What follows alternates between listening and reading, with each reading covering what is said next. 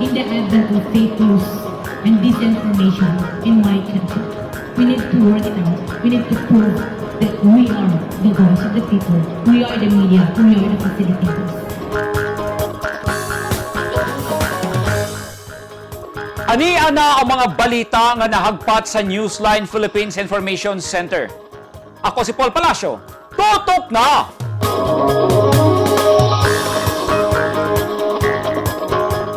Sa mga headlines, barangay sa Davao City nagpatuman og no entry, no exit policy sa mga dili bakunado kontra COVID-19.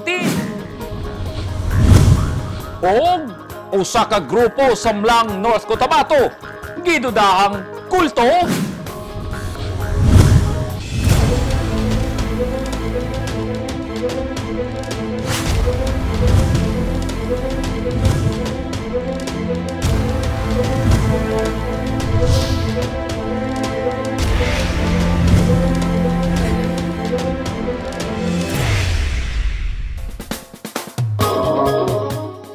Sa detalye sa atong mga balita, no entry, no exit policy ang gipatuman sa usa ka barangay sa Davao City sa ilang mga residente sa wala pay bakuna kontra COVID-19. Kung unsa ni nga barangay ani ang report ni Eugene Hinutan. Sa ako murag dili gina siya tama. Kay parehas akong anak nga naa didto sa Davao. Wala pa mabaksine kay 17 pa man. Nananghid gani mismo sa kapitan dire pero ang reply niya dili pwede kay wala kay baksin. Para sa ako dili gid patas na siya nga palisi. Dili makatarunganon alang kang Alan Solidad ang ipatuman nga no vaccine, no entry and no exit policy sa ilang barangay nga gipatuman sukad niadtong Oktubre 26. Pagsulod pa lang namo sa Barangay Dominga, dunay mobile checkpoint ug usa-usahon na og pangutana ang mga residente ug bisita nga sama namo og pangitaan og vaccine card. Ug wala kay mapakita, dili makasulod. Second week sa October, nag-house to house may mga kagawad sa amo ang 14 ka puroks pag-convince sa mga katawhan nga kinahanglan ta magpa-vaccine. Pero gamay lang gyud ang ning tubag. Among gibuhat, kumpanya lang ni para ang mga tao maka 100% may nga makabaksinan tanan. Tungod sa maong palisiya, dili una makauli ang iyang anak nga naa sa downtown sa syudad kay wala pa mabakunahi. Tungod kay bag-o lang nag-roll out ang vaccine jab sa mga minor de edad ug gipili pa ang mga dunay sakit nga mauuna ang prioridad. Nagyayo usab kining usa ka residente. Dili man pud pwede kay wala pa man po na kuan sa mandatory gon nga dili pagion ang way vaccine. Pero dili mo na pwede dili na pagion kay unsa may panginabuhi sa mga tao dili nila pagion unsa may pangpalit nila konsumo dili na pagion. Nya wala pa man po na order nga dili makaagi ang way vaccine. Tol jud ko ana kay dili mo na maayo kay wala man na sa tuang batas, wala man na sa balaod nga ang dili mainjikan dili kaagi. Giklaro ni Kagawad Alan Ungab nga ang ilang tumong sa pagpatuman sa balaod mao ang pagdasig sa katawhan nga magpabakuna, labi na nga naapa sa 33% ang nabakunahan sa ilang barangay. Isa lang ni sa among gipahibalo kay wala ni may nakitang solusyon unsa ano pagkumbinsi ang tao. Gihimo na mo na actually gipahibalo na mo na nga dili may magpagawas o dili may magpasulod sa mga walay vaccination card. So sa pamaagi Kagawad, pag-inform sila ha? Amo gyud silang gi house to house. Kapila may naghimo house to house. Aron lang mapasabot sa ila nga ang gobyerno naghangyo gyud natong tanan nga kita magpabaksin aron manormal ang ato ang panginabuhi. Kay side man sila nga apektado man ang tanan. Kunya dili gyud normal ang ato ang panginabuhi kay limitado man atong lihok. So sa ina na nga paagi namo naan nga basin di ay mahigmata sila. Ilang gipahugtan ang vaccination program tungod kay daghan pa ang dili gustong magpabakuna ug aron mapugos ang mga residente, naghimo sila og ilang kaugalingong pamalaod. Gusto sa mga opisyali sa Barangay Dominga nga mabalik na sa normal ang lihok ug panginabuhian sa mga tao sa ilang lugar ug aron ilang makabot ang herd immunity. Base sa datos sa City Health Office kung CHO, ang Barangay Duminga sa Kalinan dinhi sa Davao City ang adunay pinakagamay og gihap sa nabakunahan kung diin anaalang sa 33% ang mga nabakunahang residente ug wala niini nakab-ot ang 68% nga mandato sa syudad. Apan sa among pagpanubay, wala pay balaod nga nagpugo sa katawhan nga magpabakuna tungod kay girespeto sa balaod ang katungod sa tawo. Bisan man gani si Presidente Rodrigo Duterte, igo lang mangumidya nga ang dili magpabakuna kontra COVID, bakunahan lang kung matulog aron lang ipakita sa katawhan nga kinahanglan silang magpabakuna. Wala usab moatubang kanamo ang kapitan ug wala usab sila gipakita nga barangay ordinance. Ang usa ka barangay ordinance gikinahanglan pang i-review sa City Legal Office una kini ipatuman. Gani sa syudad sa Davao, wala pay ordinansa nga nagpugos sa katawhan nga magpabakuna. Eugene Hinutan, Newsline Philippines. Stay safe!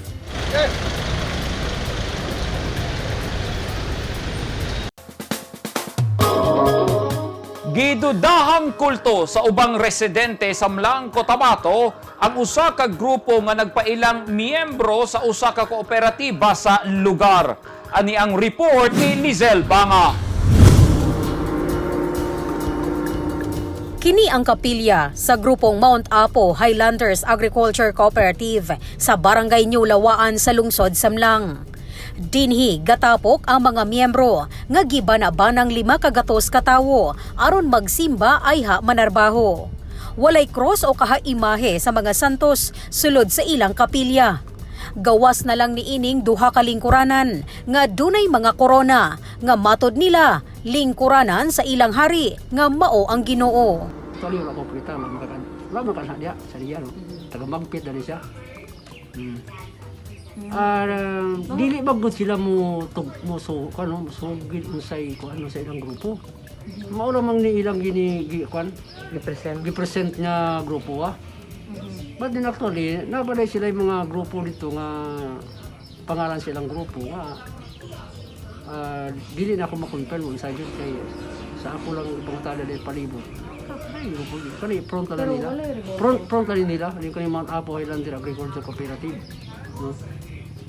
Wala may mga ribulto. Na yung mga siya dito nga murag paglingkuranan na to silang hari o maabot daw, no? Daghan ang nagduda kung usa ba kini ka kooperatiba o grupo sa mga puros miyembro sa kulto ang grupo. Kita man ko kung mag-organize sila dira, mag-meeting sila. Daw lain gid tapos na ara pagid sila ng mga structure dira nagitindog ang nga makitaan ko da maka-cause na some doubt sa ako no kay ara sila dira mga structure ko nakita man ninyo na ara sila dira gina-praise niya ang sarili niya. Pinakulbaan man kita kung ara mga sulod nagasubong sila sa aton nga community so maklearis mangyapon kita way man sila makita ko dira na way man sila mga gina-distribute pero ara man sila mga meeting tapok-tapok kung gabi so kapatawag damo mga new faces abi diri nagasulod na mga member nila. Litumaw ang istorya sa Barangay New Lawaan dinhi sa lungsod Samlang North, Cotabato nga kining grupuha sa Mount Apo Highlanders Agriculture Cooperative nga sila grupo sa kulto. Apan, hugot kini nilang gipanghimakakan.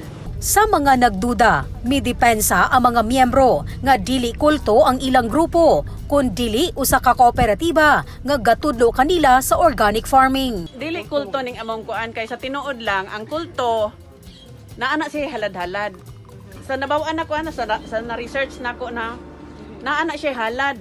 So kami wala may gihalad. I-describe na sang mga tao diri halibot nga abin nila kulto daw.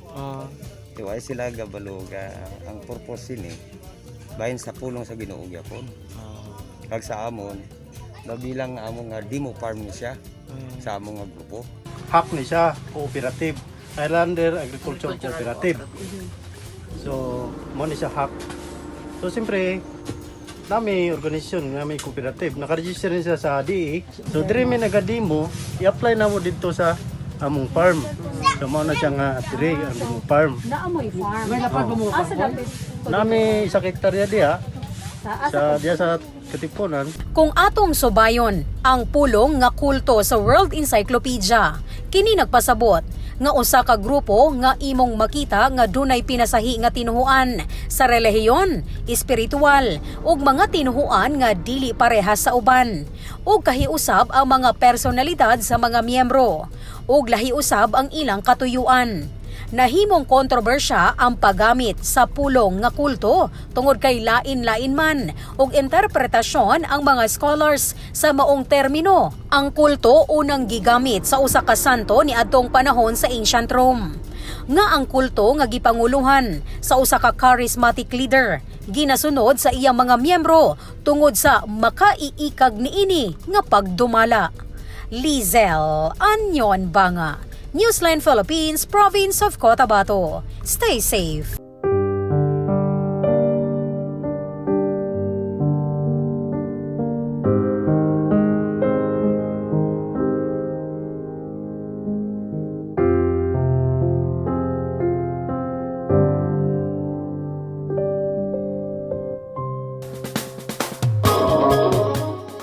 Duha ka adlaw, una ang pagsirado sa mga ambenteryo alang sa kalagkalag, padayon ang pagdagsang sa katawhan aron duawon ang lubnganan sa ilang miyembro sa pamilya, paryente o higala. Nakabantay na sab karon ang mga pulis. Ani ang report ni Orlando Dondon Dinoy. Gipangita ni Rosita Hinteruna kaginambuntag ang lubnganan siyang silingan ug suod nga higala sa Digo City Memorial Park. Dihang iya kining nakitaan, naghalad siya og buwak ug hamubong pagampo alang sa iyang higala nga usa ka maestra kaniadto. Kani si ma'am, maon jud ni ako ang silingan, best friend jud ako ni. Maong giduaw na ako siya kay sa kadugayon sa among pagkauban, butan jud ni siya sa ako Ang 38 anyos nga si Paul Rabo II nibiyahe pagikan sa Santa Maria, Davao Occidental aron duawon sa bangyang lubnganan sa iyang amahan. Karon lang miniduaw kay sirado na mo sa 29 nya. Layo po naman sa Occidental ni. Nagsayo lang pamigaan ni. Gipahimuslan sab sa ubang mga tinun-an ang sayong kalagkalag. Adunay na mintura sa mihanap nga letra sa mga lapida ug aduna usab ng hinlo ug ang uban ng limpisa. Sama na lang sa grade 7 nga si Januar Baya Jr. o grade 8 nga si Mark Jandura. Taga-kalag-kalag rin nito. Ang isa kalapida, 100 ra gyapon.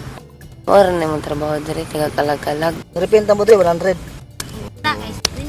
Pinta depende ra pud. Bukas pa hangtod ugma ang mga sementeryo sa syudad. Apan kinahanglan silang mutuman sa IATF guidelines nga 30% lang ang tugutang makaduaw. Gawas pa sa pagtuman sab sa minimum safety protocols bato COVID-19. Aron masigurong masunod kini, dunay police assistance desk sa entrada nga bahin sa sementeryo. Mga 1 hour lang po dapat ang staying period doon sa loob ng cemeteries, no? 1 oras lang, ililimit po natin yon para po ma-make sure na lahat po may opportunity na pumasok sa cemeteryo. And then, syempre, mayroong face mask, face shield, social distancing, at dapat magdala po tayo ng mga QR codes natin. Mahimong tugtan sa pagduaw sa sementeryo ang mga nag-edad sa 60 anyos pataas apan kinahanglang bakunado na sila. Oktubre 29 hangtod Nobyembre 3, siradan ang sementeryo. Hinuon, mamahimo pa silang mudawat og lubong apan dili na sa Nobyembre 1 ug 2. Gawas lang kung namatay kini sa COVID-19. Orlando Dondon Dinoy, Newsline Philippines, Province of Davao del Sur. Stay safe. At tangi! Mga taga Davao City nagmaya dihang gibakwi ang liquor ban. Og unom ka mga bag-ong police station sa North Cotabato. Gidisenyo nga dili basta-bastang maatake ang mga terorista.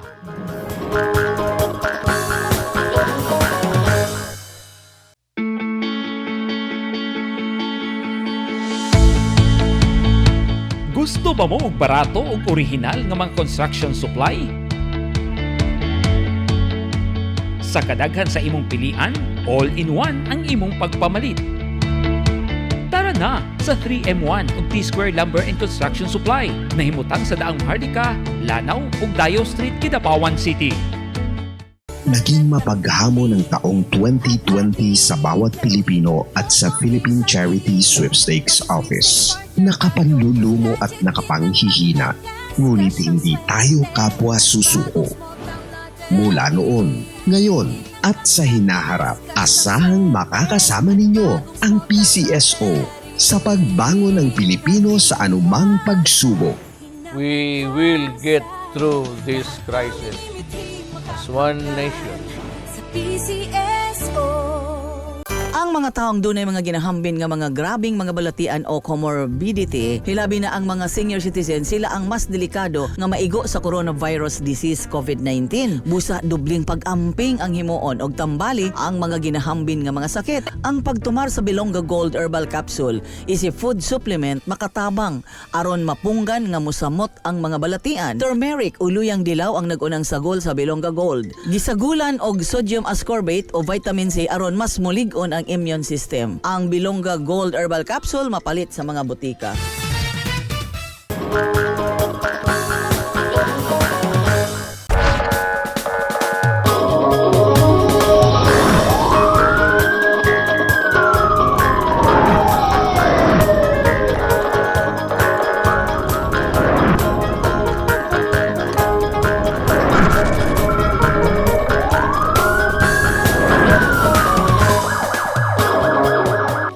Kalit midaghan ang delivery sa mga ilimnong makahubog sa Davao City dihang gibakwi ni Mayor Sara Duterte Carpio ang 24-hour liquor ban sa syudad. Pero nagpatuman hinuon og modified nga liquor ban gikan alauna sa kaadlawon hangtod alas 8 sa buntag sugod kagahapon Oktubre 26, 2021. Busa dili na magkawat-kawat og palit og ilimnong makahubog ang mga uhaw nga camel. Pero nagpahimangno ang LGU Davao nga bawal gihapon mag-serve og ilimnon sa mga bar, tindahan ug mag-inom hilabi na sa mga pampublikong lugar. Ani ang report. Gipamplastar sa negosyanteng si Catherine Maratas ang kinumpra niya nga beer o gipabugnaw sa ref kay sigurado siya nga daghan gyud ang mamalit human gibawi ni Mayor Sara Duterte Carpio ang 24-hour liquor ban sa syudad. Sumala ni Maratas, bot niyang bawion ang lugi sa milibay mga bulan dihang miepekto ang liquor ban tungod sa pandemya. Pila imong kante na mo tanduay? Gawas sa beer na maligya sab siya og gram kay mas dako ang iyang ginansya sa mabaligya nga ilimnong makahubog. Nag-stack dayon ko og ilimnon para naaday yung makakuan ako ba, naaday ko yung ma-income. Kay siyempre, pambawi ba sa katong naglikor ban.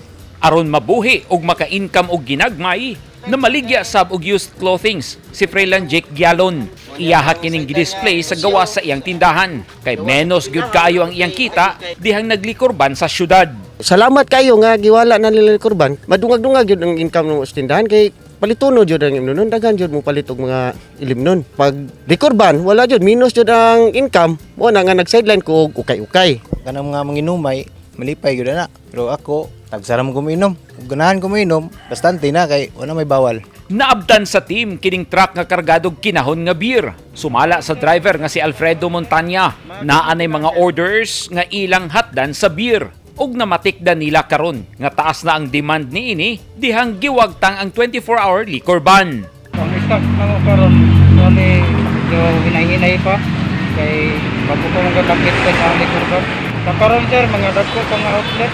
Nagpahimangno ang lokal nga gobyerno sa Davao nga bawal gihapon mag-serve og ilimnong makahubog sa mga bar, tindahan, palengke, videoke house ug ubang pampublikong lugar aron mag-inom. Kay bisan gilift na ang 24-hour liquor ban, ipatuman gihapon ang modified liquor ban gikan alauna sa kaadlawon hangtod alas 8 sa buntag hangtod Enero 15, 2022.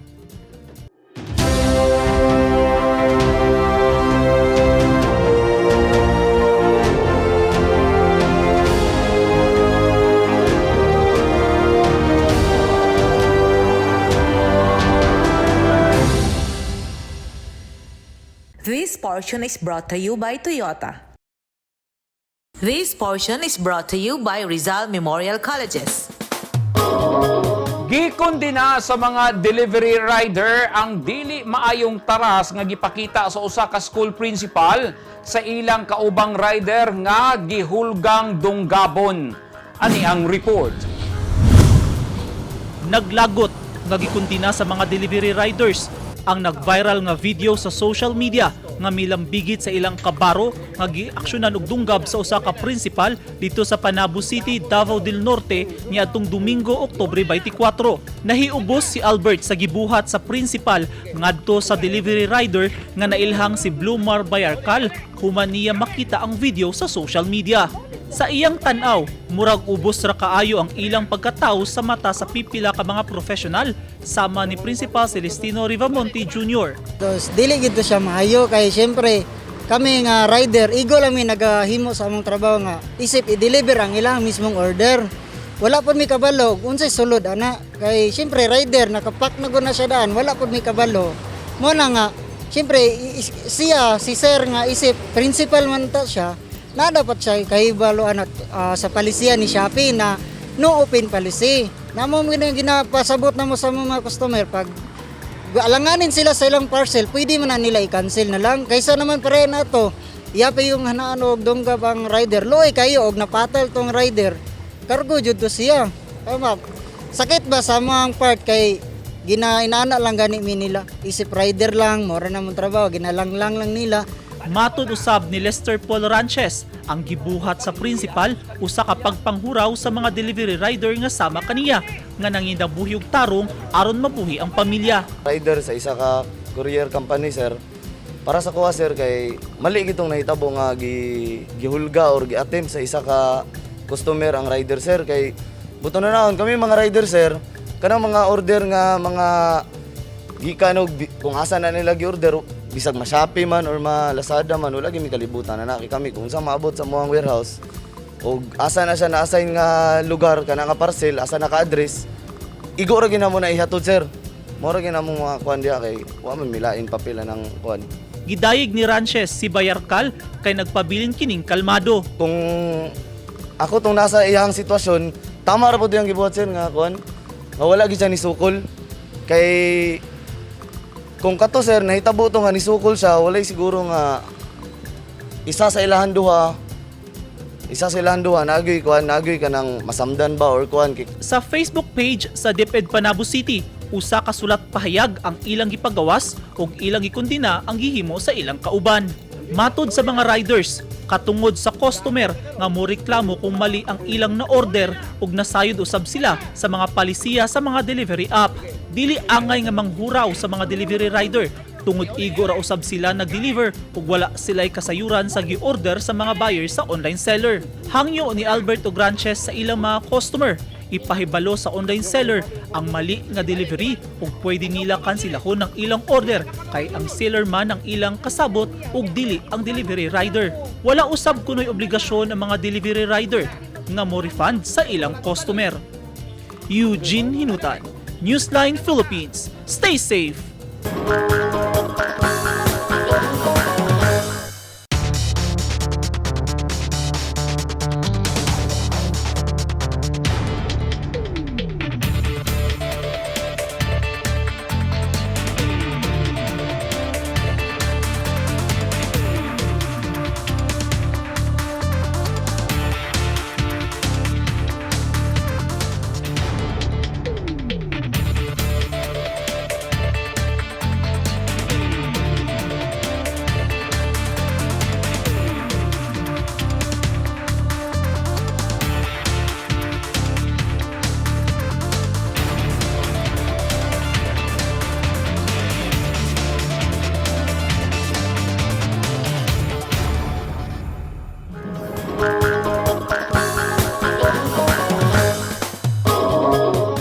Nagtigi sa electronic quiz online ang 15 ka mga estudyante gikan sa lain-laing eskwelahan sa Soc Sargen Region.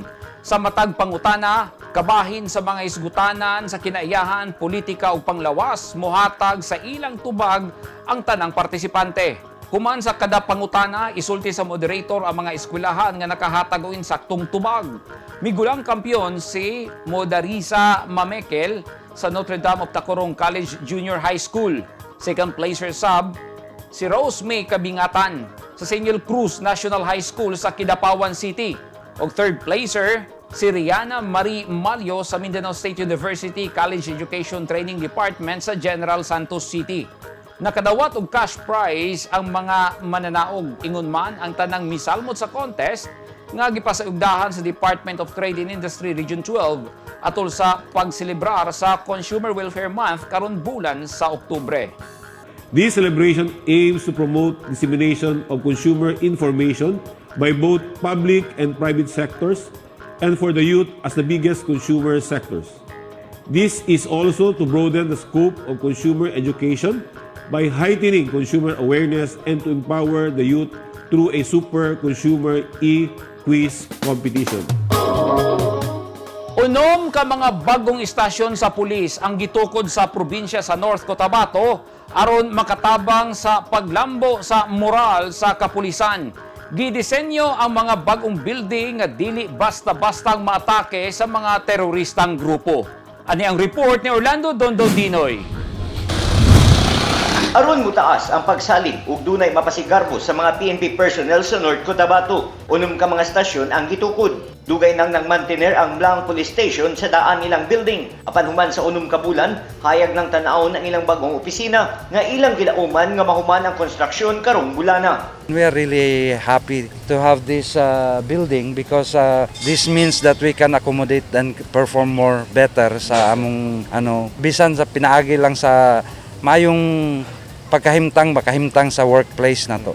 Nalipay ang mga residente nga duol sa bagong istasyon. Usa kanila si Jeffrey Cabarubillo ug Annalyn Midik nga naglaom nga mas madasig pa ang kapulisan sa pagmintinar sa kahusay ug kalinaw sa ilang lungsod kay bag-o na ang ilang building ug mohatag kini kanila og dugang inspirasyon aron ang ilang lungsod kanunay malinawon. Labi na kay sa ilang obserba, daghan na ang krimen ug gipangpatay so kaniadtong bulan sa Septembre hangtod sa milabayng gabi nga usa na sab ka mag-uuma ang uwahing biktima sa barangay kung diin ginabarug ang istasyon. Kunong ginilang seguridad diri kay higpit man ang nilang kwan. Daga naman nagbantay mga pulis kay kwan.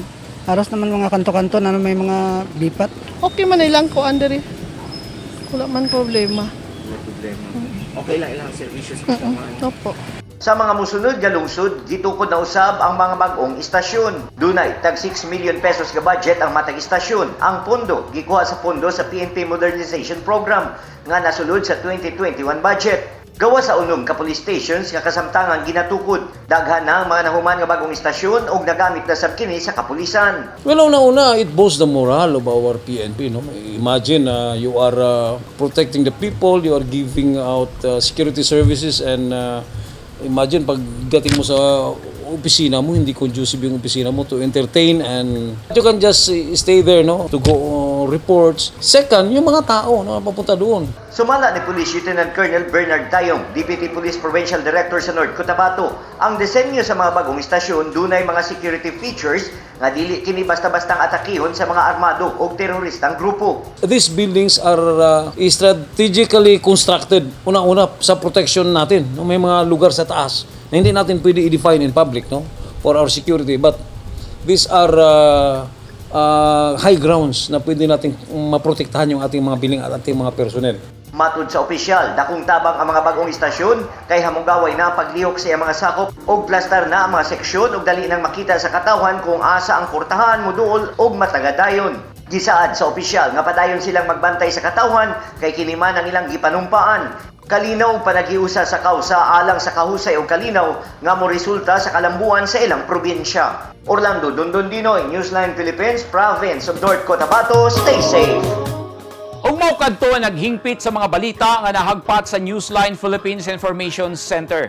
Alang sa dugang balita, bisitaha ang website nga www.newsline.ph, sa Facebook page, Instagram, newsline.ph, ug sa Twitter, newsline.ph. Kung aduna mo'y mga balita o impormasyon sa inyong tagsa-tagsa ka mga lugar sama sa sunog ug baha, mamahimo ka na ninyong i-share pinagi sa Newsline Messenger. Makita usab ninyo sa Channel 50 sa Sky Cable sa Davao ug General Santos City. Channel 49 ug Channel 50 usab kita sa NCTVN Cable TV sa North Cotabato ug YouTube channel sa Newsline Philippines. 59 days na lang, Pasko na! Ako si Paul Palacio. Daghang salamat and stay safe!